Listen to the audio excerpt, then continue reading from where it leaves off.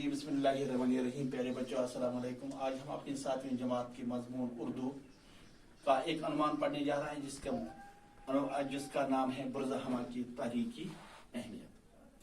तो जैसे कि बच्चों आप जानते हैं कि पिछले दो असबाक में हमने बुर्ज़हमा की तारीखी अहमियत के बारे में बहुत कुछ पढ़ा, बहुत कुछ सीख लिया।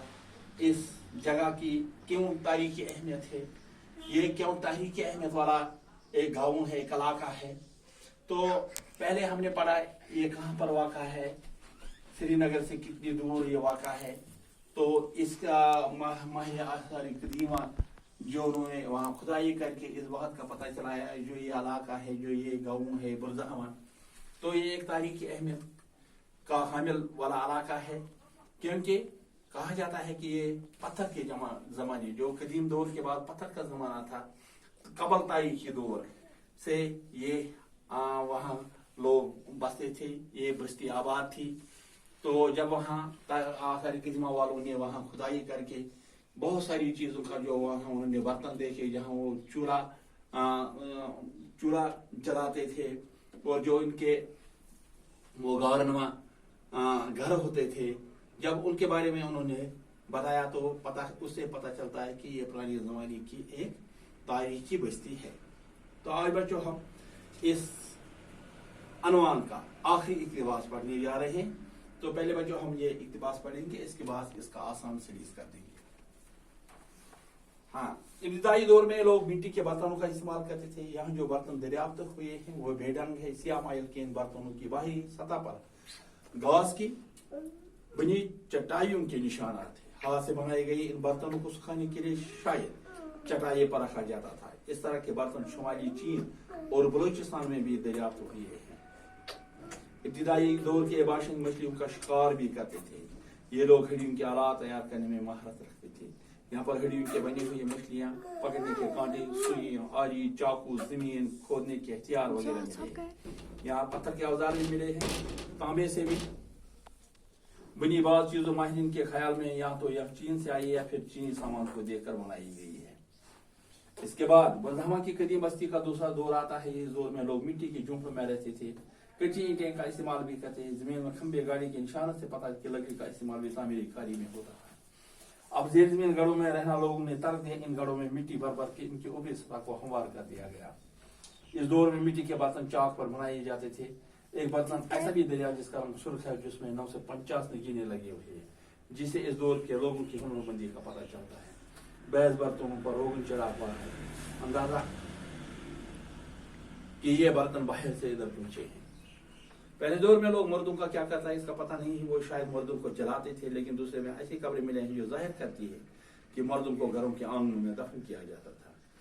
कब्रों में से जोहरियां के ढांचे मिले हैं, इनमें से 4 सजदे की सूरत में दफन किए गए हैं। बैस कब्रें ऐसी भी जिनसे जानवरों के पिंजर मिले हैं। हड्डियों के ये ढांचे कुत्ते, भेड़िया और जंगली बकरी के हैं। लगता है कि यह तो लोग इन्हें पालते थे या इनके मरने और इनकी बलि चढ़ाने के बाद इन्हें दफनाते थे, या फिर इन्हें बाकायदा इन्हीं गढ़ों में रखते थे ताकि ये भी सर्दी और बारह से बच जाए।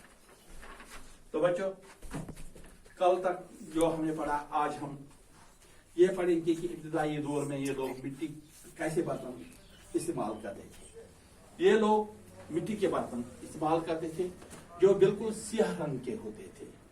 वो सुर्ख रंग के नहीं होते थे, वो सफेद रंग के नहीं होते थे, बल्कि सियाह रंग के होते थे। और जब ये बर्तन बनाए थे, इनको कैसे फिर सुखाते थे? एक चटाई होती थी, एक चटाई घास की एक चटाई ये बनाते थे। इसी पर इन बर्तनों को सुखाने के लिए रखते थे। इस तरह के बर्तन जो है, जो इस बुर्ज़हमा में आसार कदीमा से जो आसारात हमें मिले हैं, जहां से हमें ये मिट्टी के बर्तन, हमें जो ये बर्तन मिले हैं वो मिट्टी के बर्तन, तो इससे लगता है कि ये जो है सियाह रंग के ये बर्तन, इस ऐसे ही बर्तन शुमाली चीन और बलूचिस्तान में भी मिले हैं। शुमाली चीन और बलूचिस्तान में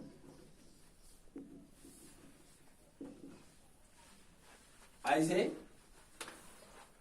बर्तन मिले हैं। इब्तिदाई दौर के ये बाशिंदे मछलियों का भी शिकार करते थे। इब्तिदाई दौर में ये मछलियों का भी शिकार करते थे। मछलियों का शिकार कैसे करते थे? ये लोग हड्डियों के आला तैयार करने में करते थे। ये लोग हड्डियों के आला तैयार करते थे।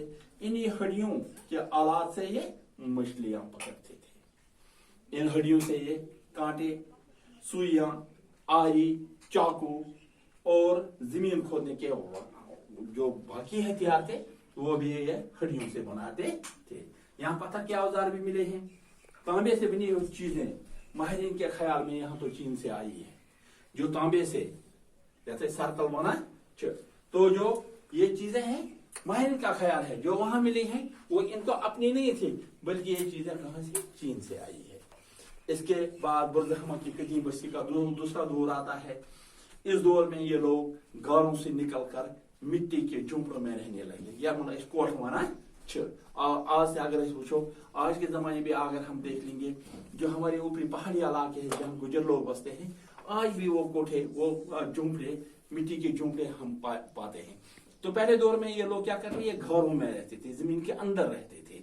लेकिन जब इनका दूसरा बुर्ज़हमा की कदीम बस्ती का जब दूसरा दौर आया तो वो घरों से निकलकर कहाँ?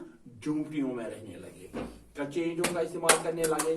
जमीन में खंबे गाड़ने के निशान से पता चलता है कि लोग अब लकड़ी का भी इस्तेमाल करने लगे, और लकड़ी के इस्तेमाल में, तामीरी कार्य में अब लकड़ी इस्तेमाल होती थी। अब जो ये ज़ेर ज़मीन गढ़ों में रहना लोगों ने तर्क कर दिया और इन गढ़ों में मिट्टी भर भर करके इनको ऊपर करके ऊपरी सतह को हमवार कर दिया गया, जहां उन्होंने झुंपड़े बनाए। इस दौर में जो बर्तन थे, एक बर्तन ऐसा भी दरियाफ्त हुआ जिसका रंग सुर्ख था, जिसमें 950 निगीने,